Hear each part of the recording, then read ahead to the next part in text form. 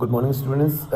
मेरे ख्याल से आप लोग सभी लोग अच्छे होंगे और ये वीडियो काफ़ी दिनों बाद आ रही है, इसलिए ज़्यादा परेशान नहीं हुई है। लेकिन फिर से लेकर आए हैं एमफिल पीएचडी एंट्रेंस एग्जामिनेशन है, जुलाई 2022 का है।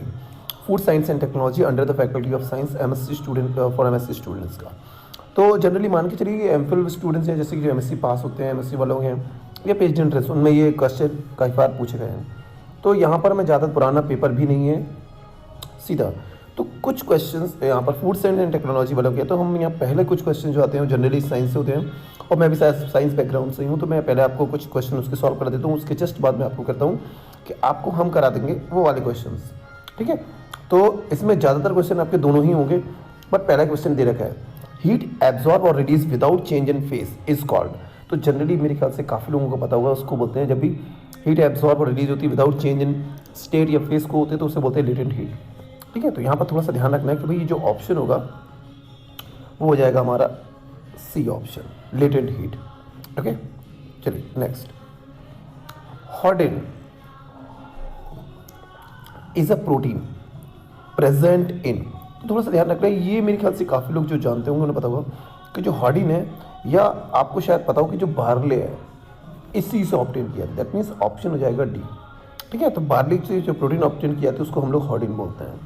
थर्ड देखते हैं, थर्ड बोला जाता है कि reassociation of amylose and formation of crystalline structure upon cooling of cooked starch solution is called age. देखिए जो रिसोसिएशन की बात करें, amylase and formation of crystalline structure upon cooling of cooked starch solution is called, इसको हम लोग बोलते हैं रेट्रोग्रेडेशन। तो जब भी रीएसोसिएशन होता है amylose and formation of crystalline structures का, तो उसको कूलिंग के बाद जो प्रोसेसिंग कुक्ड स्टार्च बनता है उसको बोला जाता है, एक तरीके से बोल सकते हैं रेट्रोग्रेडेशन, ठीक है। इनके अलावा डीनेचुरेशन मतलब होता है उसका ब्रेकडाउन। तो ऑप्शन शायद मैंने नहीं बताया, फिर भी मैं बता देता हूँ आपको। ऑप्शन हो जाएगा इसका बी। चलिए थैंक यू, नेक्स्ट। वेट, अरे हट जा बेटा।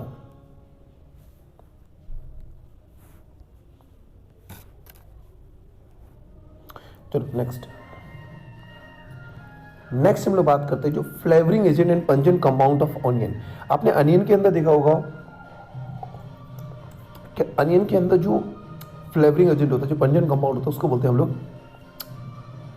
क्या, एलाइल प्रोपाइल डाइसल्फाइड। तो जनरली जो वो तीखी सी स्मेल आती है वो सल्फाइड्स की होती है, डाइसल्फाइड की होती है। तो याद रखना एलाइल प्रोपाइल डाइसल्फाइड वो पर्टिकुलर कंपाउंड है जो responsible for the flavouring and pungent compound of onion के लिए। नेक्स्ट बात करें जो plus electric field kills microbes by. तो यहाँ पर ध्यान रखना कि जो प्लस इलेक्ट्रिक फील्ड किल्स करती है माइक्रोब्स को, वो उसको बोलते हैं हम इलेक्ट्रोपोरेशन, उसको बोला जाता है इलेक्ट्रोपोरेशन। तो ये थोड़ा सा ध्यान रखना है, इलेक्ट्रोपोरेशन पर्टिकुलर प्रोसेस है जिसमें हम माइक्रोब्स को किल कर सकते हैं। नेक्स्ट दे रखा है कि antioxidant used in oil and fat. Oil और फैट के अंदर जो एंटीऑक्सीडेंट होते हैं उस कैटेगरी को बोलते हैं पीजी, ठीक है। मैं कोशिश करता हूँ कि जितने फूड साइंस वाले होंगे वो इसका फुल फॉर्म बताएंगे, जिससे कि आप लोगों के लिए ही क्वेश्चन मैं छोड़ के जाता हूँ। चलो नेक्स्ट दे रखा है, चलिए मेरी चाय भी खत्म हो गई, आराम से हम लोग कर सकते हैं। चलिए देखिए नेक्स्ट, यहाँ पर बोला जाता है जो एंथ्रेक्नोस। चलिए अब देखते हैं, थोड़ा सा जल्दी हो जाएगा। क्वेश्चन बोला जा रहा है कि anthracnose in the fruit and vegetable is caused due to. जो एंथ्रेक्नोस होता है उसको बोल सकते हैं एक तरीके से हम लोग किसकी वजह से होता है। तो ये धरना, ये पर्टिकुलर एक फंगस होती है जिसका नाम होता है कोलेक्टोट्राइकम।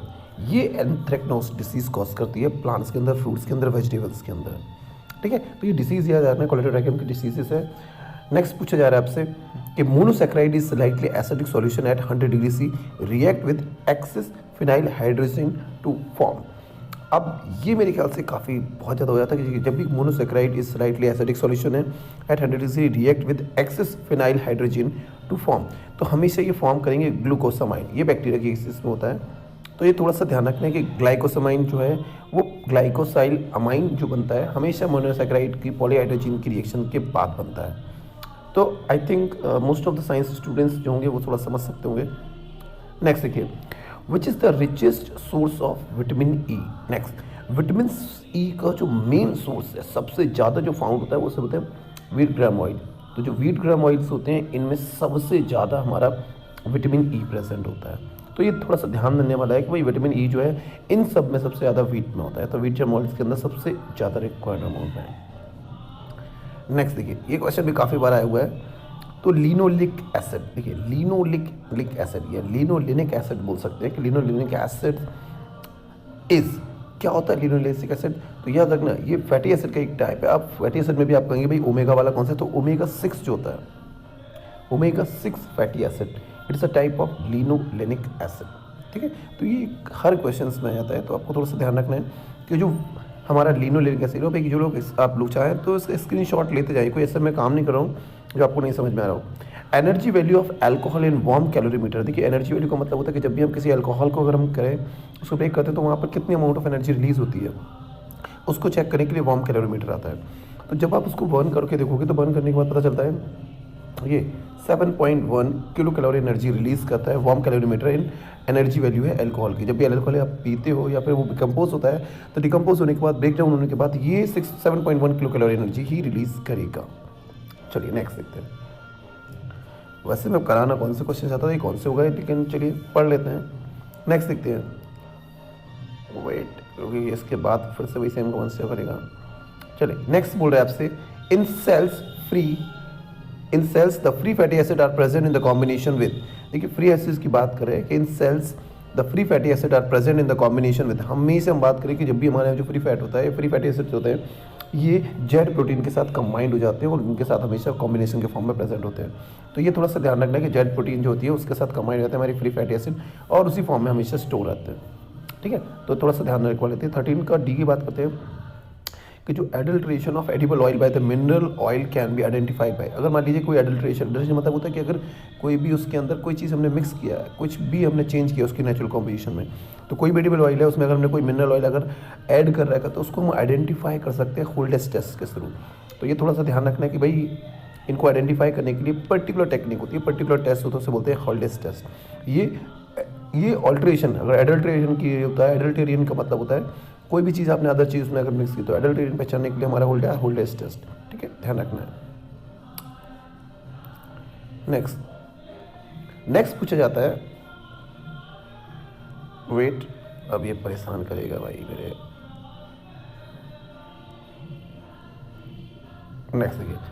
नेक्स्ट सबसे पूछा कि tin cans be patented by, देखिए टिन केन का मतलब शायद पता होगा, जिसमें ज़्यादा पेप्सी के केन आते हैं या बियर के केन आते हैं, तो वो पूछा जा रहा है कि ये जो केन होते हैं इनको पेटेंट किसने किया, ये पेटेंट किसने किया। तो 14 में आपको थोड़ा सा ध्यान रखना है कि 14 का मतलब है, ये आपको शायद थोड़ा ट्रिकी क्वेश्चन भी है। इसके पीछे पीटर ड्यूरेंट है, इन्होंने इसका पेटेंट लिया हुआ है। तो इन्होंने पेटेंट लिया है टिन केन्स का जो है वो पीटर ड्यूरेंट ने इसका क्या बोल सकते हैं हम लोग पेटेंट को ग्रांट कर रखा है। इनके अलावा तालीम तो जो तालीम की बात करें तो 15 वाले की बात करें तो तालीम जो होती है it is a kind of protein. ठीक है, तो ये तालीम जो है एक टाइप ऑफ प्रोटीन्स है। चलिए नेक्स्ट, हम जिस चीज़ के लिए बात कर रहे थे वो चीज़ तो अभी तक आपका आया नहीं। चलिए नेक्स्ट, जो बकव्हीट फ्लोर की बात करें तो बकव्हीट फ्लोर ये जनरली क्या होता है, ऐसा फ्लोर होता है जिसके अंदर अमाउंट ऑफ स्टार्च बहुत ज़्यादा होता है, तो कंटेन मोर स्टार्च। ये ध्यान रखना है कि बकव्हीट फ्लोर का मतलब होता है ऐसा फ्लोर या ऐसा टाइप का आटा जिसके अंदर स्टार्च का कॉम्पोजिशन सबसे ज़्यादा होता है, उनको हम लोग बोलते हैं। मे भी कुछ थोड़ा सा हो सकता है। Next, the edible portion of most the fruits and vegetables are made from, देखिए edible portion of most of the fruit की बात करें या वेजिटेबल्स की बात करें कि यहाँ पर सबसे ज़्यादा एडिबल पोर्शन क्या होता है, तो जनरल की बात करें, मोस्टली की बात करें तो सबसे ज़्यादा उसके अंदर जो सॉफ्ट वाला पार्ट होता है उसको हम लोग बोलते हैं पैरेन्काइमा। ये जो पैरेन्काइमा वाला पार्ट होता है ये सबसे ज़्यादा पार्ट होता है किसी भी फ्रूट्स और वेजिटेबल्स के अंदर। ठीक है, तो थोड़ा सा ध्यान रखना है। एक टाइम पे 2 ही क्वेश्चन कर रहा हूँ, ज़्यादा क्वेश्चन भी नहीं करा रहा हूँ मैं आपको। नेक्स्ट पूछा जा रहा है कि एसिडिटी ऑफ टोमेटो केचप, ये आपको पता होना चाहिए कि जो टोमेटो केचप होता है वो आपका एक एसिडिक है और उसकी एसिडिटी नॉर्मल से बहुत ज़्यादा होती है, जिससे हम बोल सकते हैं अप्रॉक्स हम बात करेंगे 1% तक होती है। तो एसिडिटी ऑफ टोमेटो केचप आपका एसिडिक है, ध्यान रखना है, और एसिडिक भी कितना होता है 1% उसकी एसिडिटी होती है। इनके अलावा 19 की बात करें तो 90 में पूछा गया the degree of methylation in low methoxy pectin. ये पैक्टिन भी आपको याद रखना है, प्रोटीन वाला पार्ट है, सेल वॉल वाला पार्ट है।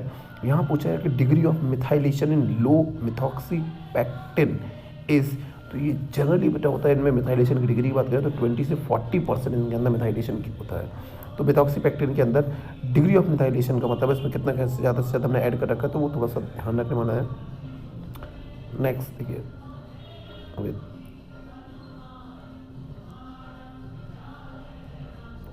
नेक्स्ट देखिए पूछा जा रहा है कि green colour of whey is due to, भाई वे की बात करें कि वे के अंदर जो ग्रीन कलर है वो किसकी वजह से होता है, तो ये आपको ध्यान रखने हैं। ग्रीन कलर जो होता है वो राइबोफ्लेविन की वजह से होता है। ये जो पर्टिकुलर पिगमेंट है जो उसको ग्रीन कलर प्रोवाइड करता है उसको ध्यान रखना है। वैसे इस क्वेश्चन में थोड़ा सा डाउट भी हम कह सकते हैं कि भाई ग्रीन कलर अगर प्लांट्स में पूछा जाता है तो वहाँ पर बेटा क्लोरोफिल होता है और क्लोरोफाइसी वो पर्टिकुलर एल्गी है जिसके अंदर होता है, लेकिन यहाँ पर ग्रीन कलर और वे पूछ रहा है तो वे आपको ध्यान रखना है राइबोफ्लेविन की वजह से है। Okay next, what is suberization. Suberization का मतलब होता है, सुपराइजेशन का मतलब आप पूछा जा रहा है कि व्हाट इज सुपराइजेशन। तो सुपराइजेशन आपको थोड़ा समझना है, ये एक तरीके का जब आप बात करते हैं पास्चराइजेशन, जब हम मिल्क की बात करते हैं जो पास्चराइजेशन की प्रोसेस है उसी में यूज़ होता है, तो it is a type of pasteurisation. ध्यान रखने वाली चीज़ है, जितने फूड टेक वाले होंगे मेरे ख्याल से वो सारे समझ सकते हैं, और ये जो वीडियो है वो मेरे ख्याल से उन्हीं के लिए बन गई है। नेक्स्ट देखिए, ये भी काफ़ी बहुत बार आया हुआ क्वेश्चन है एमएससी वालों के में, which is the self carbonated beverages. Self carbonated beverages इनमें से कौन सा है, तो वो आपको खुद पता है लस्सी, बटर मिल्क, छाछ या फिर कैफिर। तो ये कैफिर याद रखना, ये सेल्फ कार्बोनेटेड बेवरेजेस होता है। नेक्स्ट पूछा जाएगा father of white revolution. Father of white revolution generally देखिए यहाँ पर सारे ही कुरियन दे रखे हैं, बट कुरियन में भी आप कौन सा है, तो वो आपको याद रखना वी कुरियन थे इसमें, ठीक है। तो ये ऑप्शन आपका C1 हो जाएगा 23 में। तो वी कुरियन है, ना कि MAS, आपको कोई ध्यान नहीं रखना है, वी कुरियन होते हैं। नेक्स्ट आपसे पूछा है कि जो सॉसेज होते हैं ये क्या है, तो सॉसेज में आपको टाइप्स ऑफ सॉल्यूशन की बात कर रहा है, तो याद रखना it is a emulsion. Liquid liquid का जब कोई मिक्सचर होता है तो उसे हम लोग इमल्सन बोलते हैं।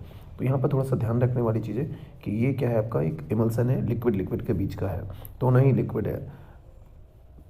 नेक्स्ट 25 पूछ रहा है कि excessive coagulation of contractile protein result in, जब बहुत ज़्यादा कोगुलेशन हो जाता है कॉन्ट्रैक्टाइल प्रोटीन्स के अंदर तो उसे क्या बोलते हैं, उसको बोला जाता है टेंडराइजेशन ऑफ मीट। ध्यान रखना है, टेंडराइजेशन बोला जाता है जब एक्सेसिव कोगुलेशन हो जाता है, तो उसे वर्ड क्लियर अलग से आता है टेंडराइजेशन। चलिए नेक्स्ट,